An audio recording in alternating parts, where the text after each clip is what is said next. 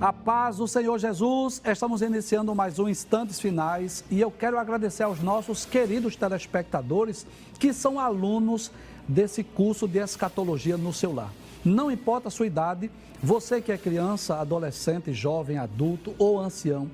Eu quero agradecer também a você que é evangélico, independente da sua denominação, ou a você que também não é evangélico, é de outra religião, mas gosta de estudar as profecias bíblicas e os eventos escatológicos e principalmente o livro do Apocalipse. Que Deus te abençoe, que as bênçãos de Deus continuem sendo derramadas sobre você e sobre toda a sua família. Lembrando que você pode assistir a nossa programação de várias formas diferentes. Você sabe disso, né? Não é só pela TV. Além do canal de televisão, você tem o YouTube. Lá no YouTube você tem dois canais.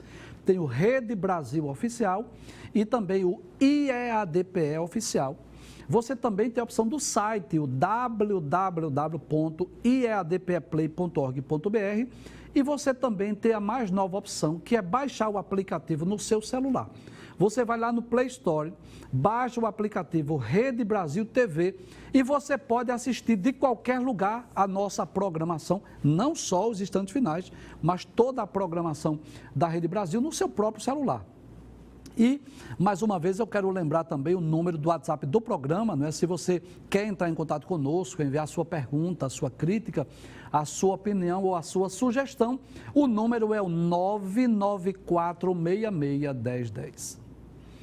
Se você está assistindo a nossa programação, os Instantes Finais diariamente, você sabe, nós demos início ao estudo do capítulo 21 do livro do Apocalipse. Traz aí a imagem, por gentileza. Muito bem. Esta imagem maravilhosa, belíssima, e eu posso te garantir, fica tranquilo pelo que eu vou dizer. Aquilo que está reservado para nós no futuro é algo incomparavelmente superior ao que você vê nessa imagem aí. Isso é apenas uma imagem meramente ilustrativa para você ter uma ideia daquela visão que João teve lá na ilha de Patmos. No programa anterior, nós já explicamos aqui que os 4 capítulos mais maravilhosos do livro do Apocalipse são, na minha opinião, talvez você tenha outras opiniões, isso é normal, né? Mas a visão do capítulo 1, que foi a visão do Cristo ressurreto, lá na ilha de Patmos, quando Jesus aparece no meio dos 7 castiçais. O capítulo 4, que é a visão do trono da majestade divina. Você já parou para pensar nesse privilégio? João vê uma janela aberta no céu, ouve uma voz dizendo, subi cá. De repente, João, em espírito, chega lá na presença do trono. Que privilégio! E essas visões que estão no capítulo 21 e 22, que são o clímax, o ápice daquilo que está reservado para nós no futuro. No programa anterior, nós só explicamos o versículo 1. Nós nos detemos a explicar como se dará este evento, né? Voltamos até aqueles mapas que nós já estudamos aqui, aquele plano divino da eternidade passada, da eternidade futura. Nós recapitulamos, relembramos e só explicamos o versículo 1. Vamos relembrar? Abre a tela, por gentileza, versículo 1. Aí nós vimos um novo céu e uma nova terra, e nós já explicamos aqui que há 2 interpretações para isso. Há um grupo de teólogos que acredita que é um novo planeta, e há um grupo que acredita que é esse mesmo planeta Terra restaurado. Eu dei o meu parecer, é uma opinião minha, eu prefiro ficar com a segunda interpretação. Quero crer que tudo que Deus criou lá no princípio, Deus concluiu a obra da criação nos 6 dias, e quero crer que essa terra que será restaurada, nós até explicamos por quê. Eu tenho dificuldade a entender que os homens, a igreja não, porque estará em corpo glorioso e incorruptível, mas os homens que estiverem da terra, como serão transportados para outro planeta em corpos físicos e naturais? Então, prefiro crer sim que é o mesmo planeta que será restaurado. Então, depois da grande tribulação, a terra será parcialmente restaurada para a implantação do milênio, e depois do juízo final, a terra será completamente restaurada para a implantação do estado eterno. E eu torno a dizer, são 2 interpretações diferentes. Não vamos brigar por causa disso. Se você prefere acreditar que é outro planeta, não tem problema. Eu prefiro crer que é esse mesmo planeta que será restaurado. Volta ao versículo 1, aí diz ainda, porque já o primeiro céu e a primeira terra passaram, é outra página, é outra realidade, é outra dimensão, é outra história, enfim. E quando diz que o mar já não existe, nós cremos na literalidade. É o mar mesmo que não vai existir, então os homens não estarão mais separados por grandes quantidades de águas e possivelmente, não é? Os homens estarão mais juntos, mais próximos e vai voltar ao início quando Deus disse, frutificai-vos, multiplicai-vos e enchei a terra. Vamos ao versículo de número 2. Pode passar a tela, por gentileza. No versículo 2, João diz, e eu, João, vi a santa cidade, a nova Jerusalém, que de Deus descia do céu, adereçada como uma esposa ataviada para o seu marido. Então, que coisa interessante, João não viu apenas um novo céu e uma nova terra, mas ele viu uma cidade. Que cidade é essa? A nova Jerusalém. Uma cidade santa, uma cidade nova, que está preparada, que está reservada para os salvos no futuro. Pode trazer. Essa cidade nós vamos estar estudando durante essas semanas. Esta e a próxima semana vamos estar estudando sobre as características dessa cidade, sobre as dimensões dessa cidade, sobre os muros, sobre as portas, sobre os fundamentos dessa cidade. Tudo isso vamos estudar essas 2 semanas.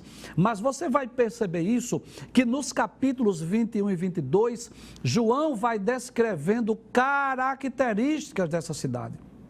E você vai perceber que essas características tornam esta cidade uma cidade maravilhosa, uma cidade especial. Veja que coisa interessante, que a primeira característica que nós vamos perceber no texto acerca dessa cidade é que a cidade ela é santa. Volta o texto, por favor, mais uma vez, versículo 2, veja o que diz o texto, capítulo 21, versículo 2. Abre o texto, por favor. Isso, diz assim, e eu, João, vi a santa cidade. Então, a primeira característica dessa cidade é que é uma cidade santa. Professor, me explique por que essa cidade é santa. É simples, é porque nessa cidade não haverá pecado, não haverá ódio, não haverá violência, não haverá maldade, nada. Absolutamente nada de ruim. Veja que coisa interessante. Qualquer cidade aqui do mundo, você vai perceber que ela não pode ser chamada santa. Nem mesmo a Jerusalém terrestre, sabia disso? A cidade de Jerusalém, embora seja, veja que coisa interessante. A cidade de Jerusalém terrestre, ela é considerada uma cidade santa pelas 3 religiões monoteístas. Uma cidade sagrada pelo judaísmo, pelo cristianismo e pelo islamismo. Ela é considerada uma cidade sagrada. Mas se você for lá em Jerusalém, você vai perceber que Jerusalém não pode ser considerada uma cidade santa no sentido pleno do termo. Porque lá tem pessoas que estão na prática do pecado, existem drogas, existe muita coisa em Jerusalém que não pode ser descrita como uma cidade santa no sentido pleno. Ela pode ser considerada uma cidade sagrada, porque foi a cidade que Jesus morreu, foi a cidade que os patriarcas e muitos reis de Israel palmilharam, moraram, habitaram nessa cidade. Então ela é considerada uma cidade sagrada por essas 3 religiões monoteístas, o judaísmo, o cristianismo e o islamismo. Mas se você for lá, você vai perceber isso. Existe a presença da idolatria, que é muito forte em Jerusalém. Só essa característica já deixa bem claro que Jerusalém não pode ser considerada, no sentido pleno do termo, uma cidade santa. Mas esta cidade, que é celestial, que João viu nas suas revelações do Apocalipse, ela pode sim ser considerada uma cidade santa no sentido pleno do termo, porque nesta cidade não existe nada, absolutamente nada que venha contaminar essa cidade. Se você ler, por exemplo, ali, aquela descrição das obras da carne, lá em Gálatas, capítulo 5, a partir do versículo de número 16, né, de forma mais específica, versículos 19 a 21, Paulo vai enumerar uma série de pecados que faz parte da natureza humana, né? Ira, peleja, inveja, dissensões, homicídios, glutonaria, bebedice, prostituição, impureza, lascívia, violência, tanta coisa que Paulo descreve. E esta cidade celestial, a Nova Jerusalém, diz a Bíblia Sagrada que não entrará nela coisa alguma que contamine ou que cometa abominação e mentira. E eu quero ler 2 textos que provam isso. O primeiro texto que eu quero ler é o capítulo 21 e o versículo de número 27 do livro do Apocalipse, diz assim: e não entrará nela, ou seja, na Nova Jerusalém, coisa alguma que contamine e que cometa abominação e mentira, mas só os que estão inscritos no livro da vida do Cordeiro. Que coisa interessante. Então, quem é que vai entrar nessa cidade? Só aqueles que foram santificados, aqueles que os seus nomes estão inscritos no livro da vida do Cordeiro. O texto deixa bem claro: não entrará ali coisa alguma que contamine.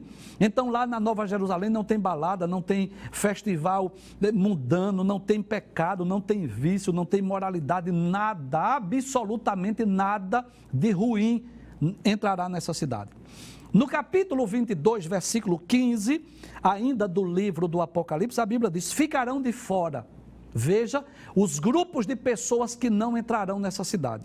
Os cães, e cães aqui eu vou explicar, não é o animal chamado cachorro. Cães aqui no texto está se referindo aos hereges. Aí diz os cães, os feiticeiros, os que se prostituem, os homicidas, os idólatras e qualquer que ama e comete a mentira. Então eu posso dizer que o que faz dessa cidade, em primeiro lugar, uma cidade especial, uma cidade diferente, uma cidade incomparável, é que esta cidade ela é santa. Abre o texto mais uma vez. E eu, João, vi a santa cidade. É claro que isto aí é uma foto, uma imagem meramente ilustrativa, porque não existe pintor, escultor, artista que possa descrever as perfeições, as maravilhas desta cidade que está reservada para os salvos no futuro. Mas observe que ela não é apenas santa. O texto vai dizer também que ela é uma cidade nova. Volta o texto, por favor, mais uma vez. Aí diz assim: a Nova Jerusalém. E aí, para eu falar da Nova Jerusalém, eu quero falar um pouco da Jerusalém antiga. Esta cidade que está lá em Israel. Traz a tela, por gentileza. Eu posso dizer isso, que pela graça de Deus, pelo favor imerecido de Deus, eu tive o privilégio de estar lá em Jerusalém. É uma experiência belíssima, uma experiência maravilhosa, nós irmos dessa cidade, não é? Então, existe a Jerusalém moderna, cheio de prédios, de tecnologias, não é? Uma cidade moderna como qualquer outra cidade do mundo, mas existe a Jerusalém antiga, onde são preservados aqueles lugares históricos, aqueles pontos históricos, e é uma maravilha você ter o prazer, por exemplo, de atravessar o Mar da Galileia em um barquinho, e pensar nos milagres que Jesus fez lá no Mar da Galileia. É um privilégio muito grande você estar ali em Jerusalém, você passar na Via Dolorosa, você ir lá no Santo Sepulcro, você ir lá naqueles lugares onde possivelmente, né? Nós dizemos possivelmente porque não sabemos exatamente os lugares, mas onde Jesus esteve, onde Jesus ensinou, lá no Monte das Oliveiras, enfim, é algo maravilhoso, é uma experiência maravilhosa. Mas eu posso dizer, sem medo de errar, que nós estamos aguardando não habitar nessa Jerusalém terrena, mas nós estamos esperando morar numa nova cidade. O texto diz isso, a Nova Jerusalém, que é uma cidade divina, espiritual, celestial. E eu quero lhe convidar para você abrir a sua Bíblia, para nós lermos as promessas para os salvos, para os justos, não é? Que privilégio para nós, um dia estarmos no céu com Deus, com Cristo, com os seres angelicais, com os patriarcas, com os profetas, com os apóstolos, morando, habitando nesta cidade que é santa e nesta cidade que é nova. Veja o que Paulo diz em Filipenses capítulo 3, versículo 20, Paulo diz assim: mas a nossa cidade está nos céus. Que privilégio, né? Que coisa maravilhosa. Na realidade, nós, enquanto estamos aqui na terra como seres humanos, como cidadãos, nós escolhemos uma cidade para morar, para habitar. Mas no futuro, nós habitaremos nessa cidade. Paulo diz: a nossa cidade está nos céus. E ainda o escritor aos Hebreus, no capítulo de número 13, versículo 14, ele diz assim: porque não temos aqui cidade permanente, não é? Eu sei que eu estou sendo assistido aqui por milhares de telespectadores que moram em diversas cidades, aqui do estado de Pernambuco, ou de outros estados do Brasil, ou até mesmo em outros países do mundo. Mas guarde esta palavra, veja o que o escritor aos Hebreus diz aqui, no capítulo 13, versículo 14. Ele diz: porque não temos aqui cidade permanente. Mas ele diz: mas buscamos a futura. Esta sim será a nossa morada eterna, onde nós estaremos para sempre com Deus, com Cristo, com os seres angelicais e com todos os salvos que foram comprados, lavados e remidos pelo sangue de Jesus. Então, volta ao texto, versículo 2, mais uma vez, ele diz: eu vi a santa cidade pequena, primeira característica, uma cidade santa. Segunda característica, uma cidade nova. Aí ele diz que de Deus descia do céu, não é? Então é uma cidade cujo artífice, pode trazer a tela, e construtor é Deus.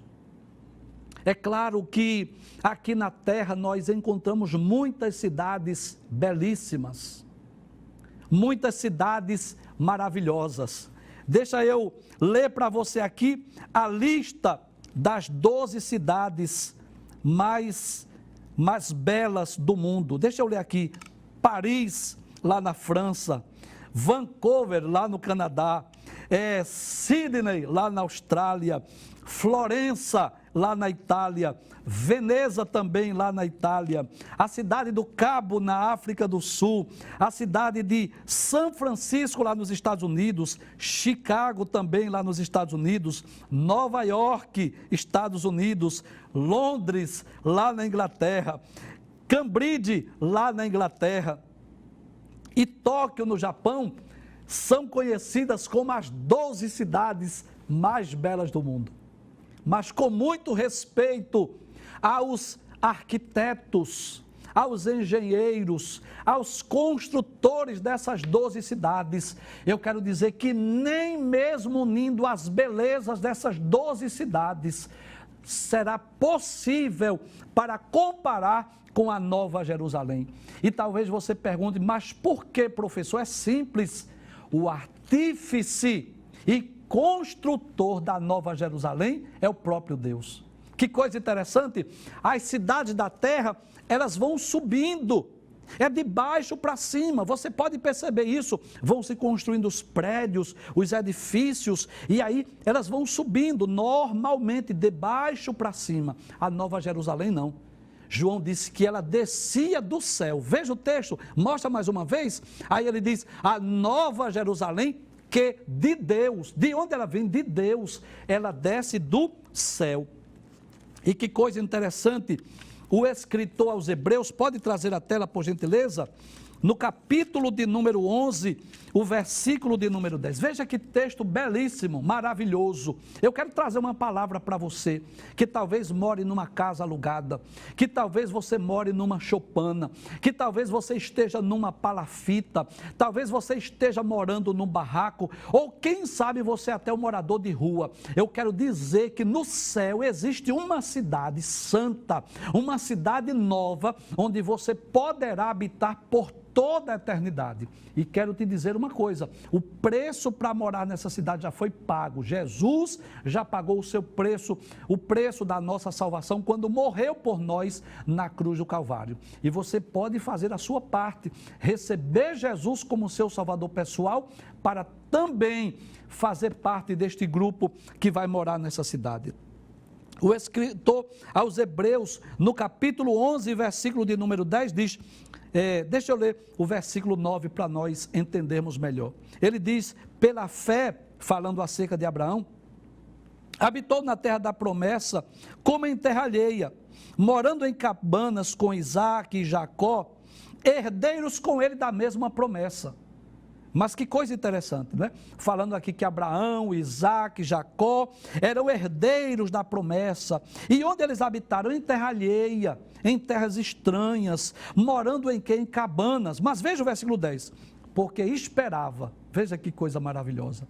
Esperava a cidade que tem fundamentos, da qual o artífice e construtor é Deus. Que privilégio, né? A cidade santa, a nova Jerusalém, o artífice e construtor é Deus, o que nos leva a crer nisso, a acreditar que não existem imperfeições. Aqui na terra, mesmo as cidades mais belas do mundo estão sujeitas às imperfeições. Já percebeu isso? Que mesmo as cidades mais belas do mundo, elas têm que ter hospitais, ela tem que ter orfanato, ela tem que ter centro geriátrico, ela tem que ter, muitas delas, se não todas, presídios, delegacias. Por quê? Porque não existe só coisas boas nas cidades, existem coisas ruins. Então tem que ter hospital porque existem doentes, tem que ter cemitério porque as pessoas vão morrer, tem que ter delegacias para quê? Para preservar a segurança. Mas esta cidade, cujo artífice e construtor é Deus, não tem cemitério. Te garanto isso. E por quê? É simples, no céu não tem morte.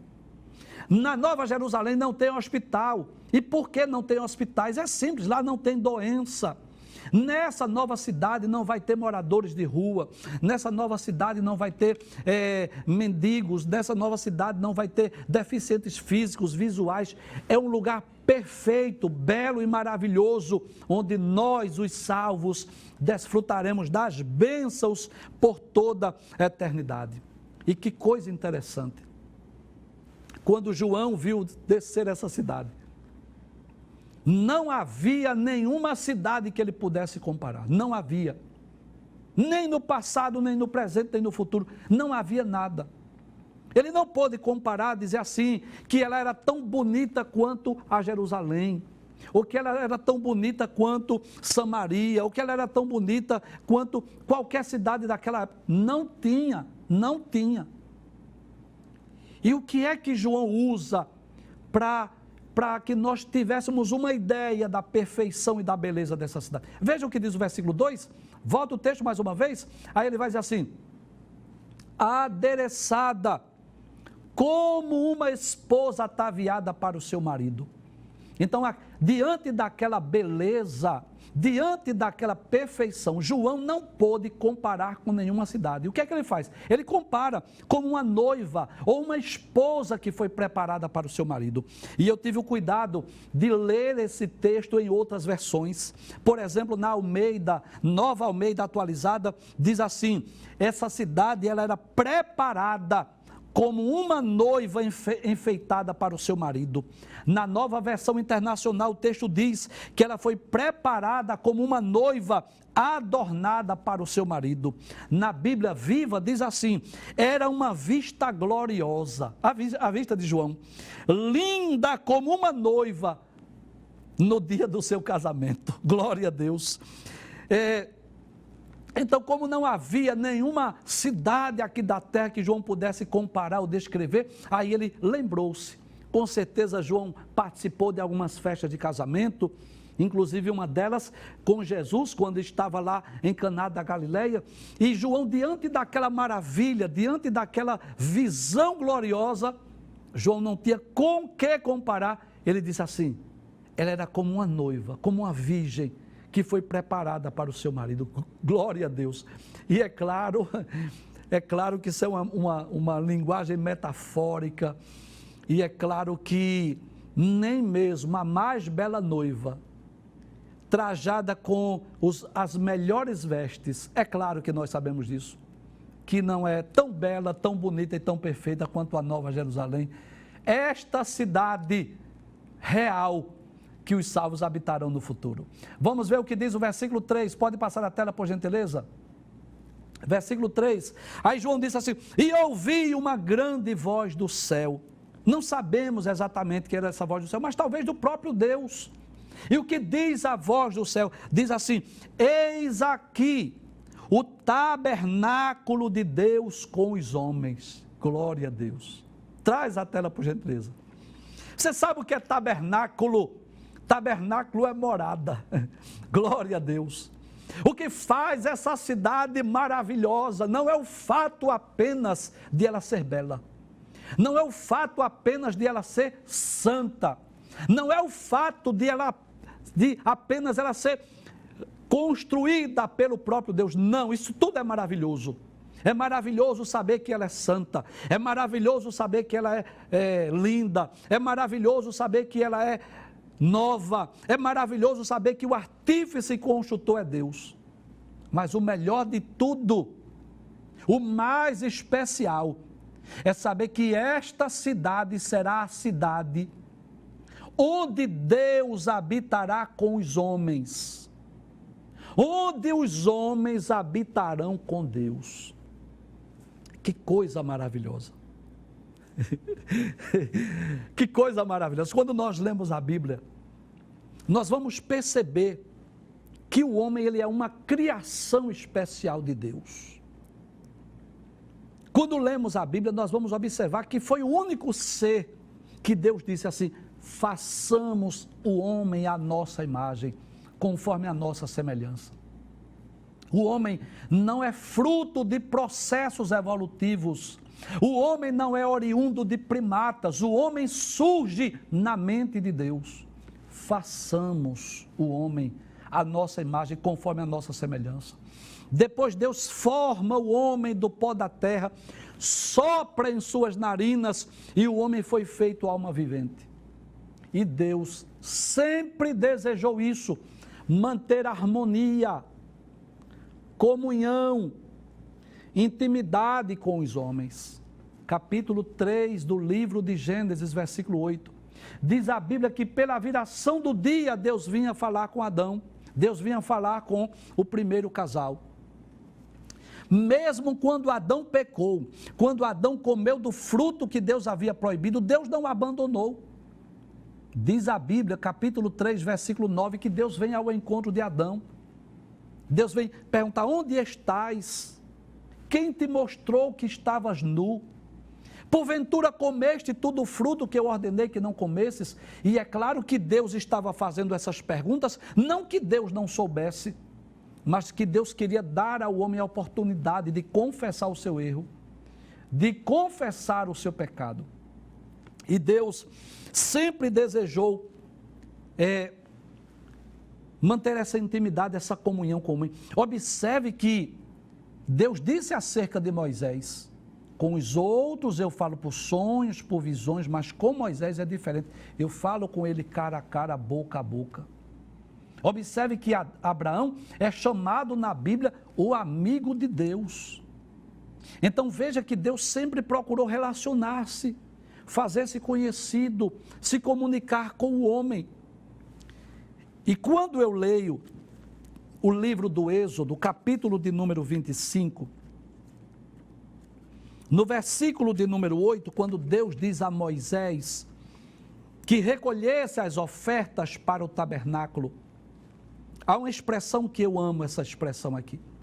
Capítulo 25, versículo 8 de Êxodo, diz assim: e me farão um santuário e habitarei no meio deles. Então você já deve ter visto, nós já mostramos aqui no programa a imagem do tabernáculo, e você vai perceber que o tabernáculo era uma espécie de um templo móvel, que serviu como lugar de culto e de adoração durante os 40 anos que Israel peregrinou no deserto. Quando a coluna de nuvem parava, os levitas montavam as peças, os utensílios do tabernáculo. E o tabernáculo tinha 3 divisões principais. Havia o átrio, dentro da tenda havia o lugar santo, e ainda mais na tenda, no fundo da tenda havia o lugar chamado Santíssimo ou Santo dos Santos. E ali estava a Arca da Aliança, feita de madeira, coberta de ouro, onde havia na tampa, no lugar chamado propiciatório, 2 querubins, que olhavam para dentro da arca, cujas asas tocavam uma na outra, e era dali que Deus se manifestava. E é interessante que Deus disse a Moisés que quando os hebreus estivessem no arraial, quando estivessem nas suas paradas no deserto, o tabernáculo era montado e havia 12 tribos de Israel, 3 de cada lado. 3 de cada lado ficavam ao redor do tabernáculo. E aquilo era Deus falando aos hebreus: eu estou no meio de vós. Então aquele tabernáculo, e de forma mais específica, a Arca da Aliança, era o lugar que representava a presença de Deus. Deus habitava ali. Aí depois que o templo foi construído, por volta de 950, nos dias do rei Salomão, esta Arca da Aliança foi transferida lá para o templo em Jerusalém. E onde Deus habitava? Deus habitava no templo. Quando Salomão inaugurou ali o templo, lá em 2 Crônicas, capítulo 7, versículos 1 e 2, a glória de Deus, a Shekinah, encheu o templo. Também eu posso observar que depois Deus habitou com os homens através de Cristo. Um dos títulos, um dos nomes de Cristo é Emanuel, que traduzido é Deus conosco. Hoje Deus habita em nós através do Espírito Santo. João 14, 23, Jesus disse: todo que me ama guardará a minha palavra, e meu Pai o amará, e nós viremos para ele e faremos nele morada. Jesus disse nós, ou seja, o Deus Trino habita em nós. Nós somos como vasos de barro, mas com um tesouro dentro de nós, que é a Trindade. Mas que coisa gloriosa! No futuro, os homens habitarão com Deus. Que coisa maravilhosa! Observe que Deus, no passado, de uma forma simbólica, claro, é como se Deus descesse para habitar com os homens. É como se Deus viesse habitar no tabernáculo ali. É claro que você entende isso. Não significa dizer que a plenitude de Deus estava ali, porque Deus está no céu, está no trono. Mas é como se a sua glória, a sua Shekinah estivesse ali. É como se Deus descesse. Veja o que diz Êxodo 25:8, e me farão um santuário e habitarei no meio deles. Deus desceu para habitar com os homens. Mas no futuro, o que ocorrerá? Os homens vão subir para habitar com Deus na Nova Jerusalém. Volta ao texto mais uma vez, versículo 3, veja o que diz: e ouvi uma grande voz do céu que dizia. Observe, essa voz veio do céu, é uma voz celestial, é uma voz, possivelmente a voz de Deus, que dizia: eis aqui o tabernáculo, e tabernáculo é morada, tabernáculo é habitação. Eu posso dizer, eis aqui a morada, eis aqui a habitação de Deus com os homens, pois com eles habitará, e eles serão o seu povo, e o mesmo Deus estará com eles, e será o seu Deus. Que privilégio para nós, seres humanos! Claro, somos falhos, somos imperfeitos, mas aprove a Deus nos dar esse privilégio. Pode trazer a tela. Nós iremos um dia no futuro habitar com Deus. Eu sei, eu tenho plena convicção disso, que muita gente que me ouve não crê disso. E muita gente pergunta assim, mas quem já viu isso? Homem que come feijão e farinha e habitar no céu? Eu sei que nem sempre a verdade bíblica nós conseguimos entender pela lógica humana.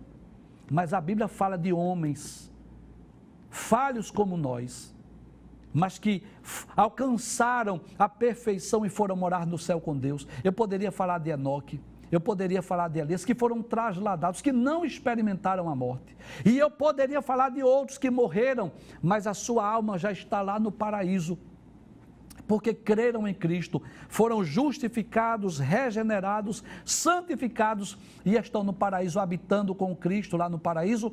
E no futuro nós estaremos sim morando com Deus no céu. Que privilégio para o salvo, para o crente, nós morarmos nessa cidade que é nova, nesta cidade que é santa, nesta cidade cujo artífice e cônjuge é Deus e que Deus irá habitar com os homens. É Deus quem disse, né? É a palavra de Deus que diz, pois com eles habitará. Abre o texto mais uma vez. Então, Deus habitará com os homens. E eles que os homens serão o seu povo.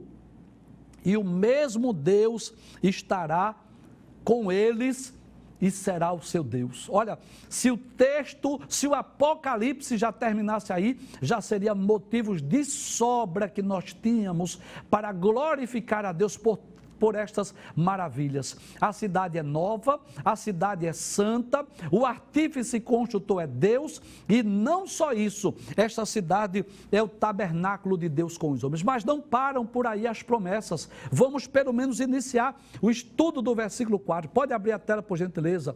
Aí o texto continua dizendo, versículo 4, pode passar a tela, por favor. Versículo 4, o que é que diz? Pode passar a tela, diz sim, e Deus limpará de seus olhos toda lágrima. Glória a Deus. Então, além de nós morarmos nessa cidade que é nova, que é santa, cujo artífice e cônjuge é Deus, e que será a morada de Deus com os homens, diz a Bíblia, Deus limpará de seus olhos toda lágrima. Traz a tela, por gentileza. Você sabe disso, que as lágrimas, que o choro faz parte da história dos homens. Nós já nascemos chorando. Durante a nossa vida, nós derramamos muitas lágrimas. Todos nós choramos, uns mais e outros menos, mas todos nós choramos. E quando termina a nossa vida aqui na terra, ela é marcada também por choro. Quando não daquele que morreu chorando, mas da família. E eu posso dizer que essas lágrimas que Deus irá enxugar, é uma lista interminável. Deus irá enxugar as lágrimas dos sonhos não realizados, do choro pelas frustrações, pelas decepções, pelas tragédias. Deus enxugará as lágrimas pelas perdas, quer sejam afetivas, quer sejam espirituais ou materiais. Deus irá enxugar as nossas lágrimas pelas lágrimas que nós derramamos durante a nossa vida, pelas lutas, pelas provas, pelas tribulações. Deus vai enxugar as lágrimas das mães, dos pais que choram pelos filhos nas drogas, na prostituição, no pecado. Deus enxugará as lágrimas dos filhos que choram pelos pais, porque estão desempregados ou estão doentes. Deus irá enxugar as lágrimas, seja ela qual for, de todo e qualquer tipo de sofrimento, quer seja pelas perseguições, pelas provações, pelas lutas, pelas dificuldades, enfim, todas as lágrimas Deus irá enxugar. Enquanto estivermos aqui, nós estamos sujeitos às lágrimas, a chorar, a derramar o nosso pranto, quer seja o motivo mais diversificado que for. Mas no céu, nós temos essa esperança, esta certeza, que no céu, nós nunca mais iremos derramar lágrimas.